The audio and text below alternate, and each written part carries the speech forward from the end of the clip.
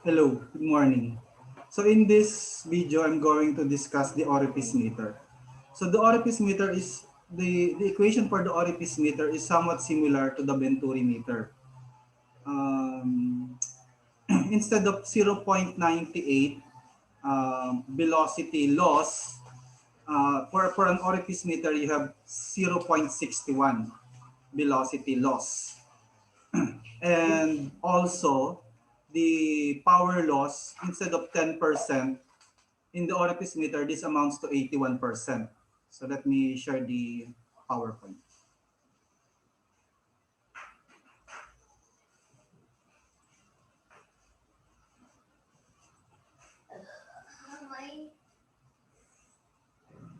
Okay.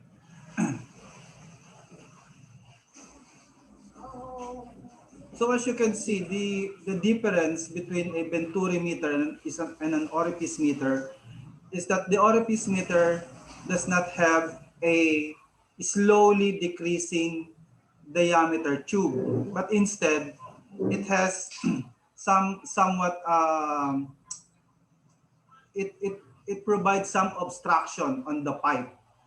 So basically the flow diameter is being reduced. So this sudden contraction in the diameter of the pipe results to sudden uh, to a more reduction in the velocity. Pero basically you still have the double pipe manometer right here, and the mathematics is still the same. So we have an equation that is similar to a Venturi meter. So the the value of C for an orifice meter, as according to Perry page 10-17, is 0.61 instead of 0.98 if you still remember this for the Venturi meter.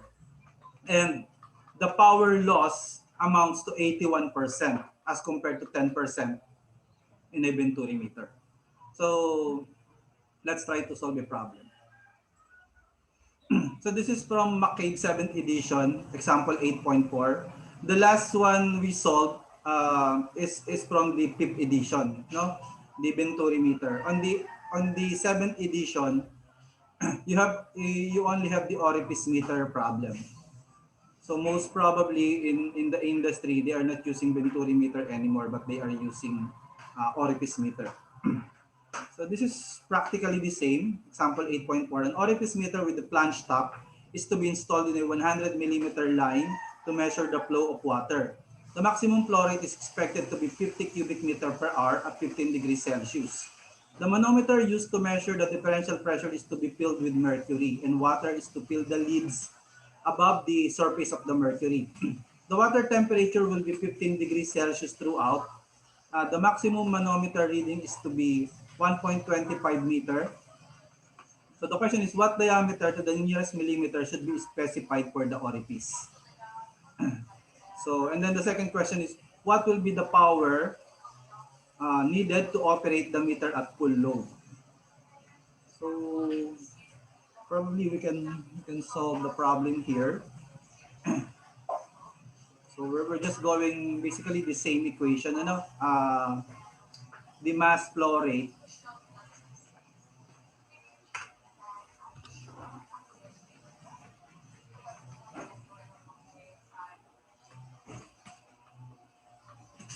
The mass flow rate in an orifice meter is equals to C, which is 0.61.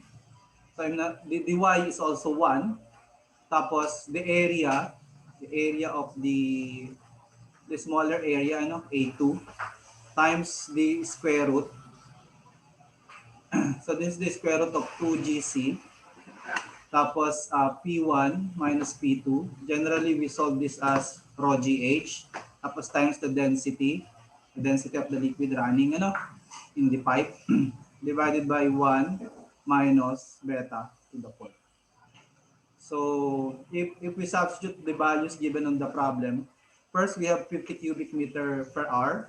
It's the flow rate. So 50 cubic meter per hour.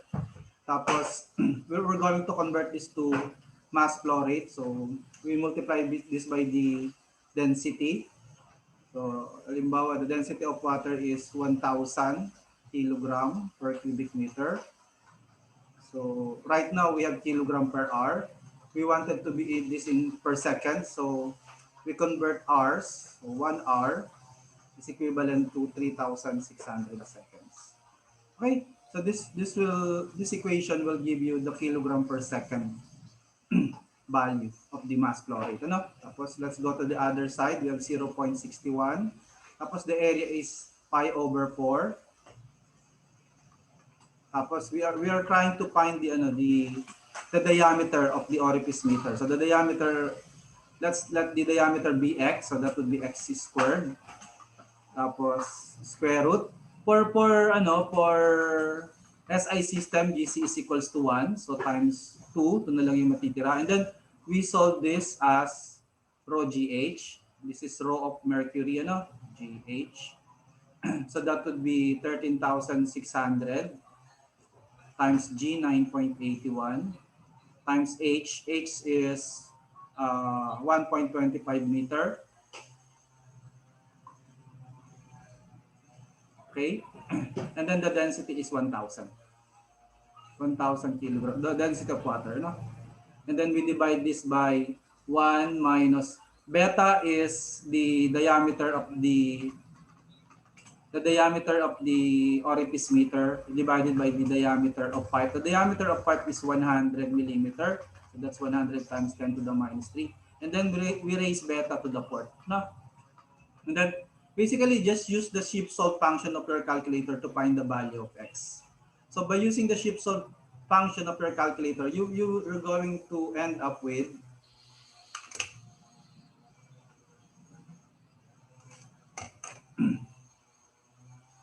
50 times 1,000 divided by 3,600. Ship sold 0.61 times ship pi divided by 4, and then alpha x squared times square root, tapos 2 times 13,600 times 9.81 times 1.25 times 1,000. Okay, divided by 1 minus quantity x, tapos divided by 100 millimeter, 10 to the minus 3 quantity, then we raise it to the fourth power, and then we try to solve this x by using ship solve. And you're supposed to get 0.03959. So x would be equal to 0.03959. So this will be in meters. We're going to convert this in millimeters, so times 1,000. This will be approximately 39.59 millimeter, or approximately 39 millimeter. Or anyway, let's be honest. Okay, it's the final answer for letter A of example 8.4. Okay, so letter B, what will be the power to operate the meter at full load? So this is asking for the power loss. So the power loss equation is 81% of the of the pressure difference.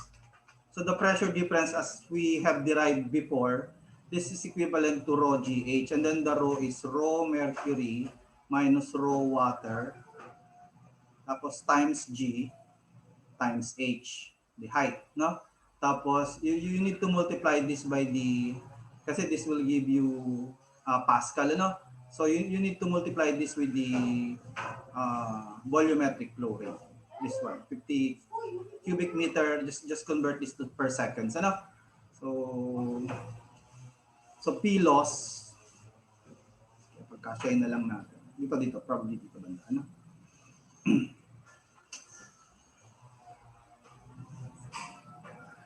Sikip. Kasi subukan natin dito sa banda na to. So, alam nyo na naman, sa substitute lang naman. So 0.81, itan ko na lang yung sulat ko. Tapos this is 13,600. Pag hindi kasha, isulat ko na lang sa baba. Ano? Minus 1,000. Ito yung PHG minus PH2O. Tapos multiply natin ng 9.81. Tapos yung height niya is 1.25 meters. Okay. This is it. Tapos yung flow rate is 50 cubic meter per hour. Yun nga lang, itong 50 na to per hour siya. So, convert natin siya sa per second. So, 1 hour is equivalent to 3,600 seconds. So with this, now with this, just plug this in your calculator, and you're supposed to get 0.81 times 12,600 times 9.81 times 1.25 times 50 divided by 3,600. So you're supposed to get 1,738 watts. That's the power. That's the, so for letter B, the answer is 1,738 watts. So if you have the 8th edition, you can confirm that these two are the answer on the 8th edition. Itong 39.59 millimeter at saka yung 1,738 watts. Kung meron kayong 8th edition, you can confirm that.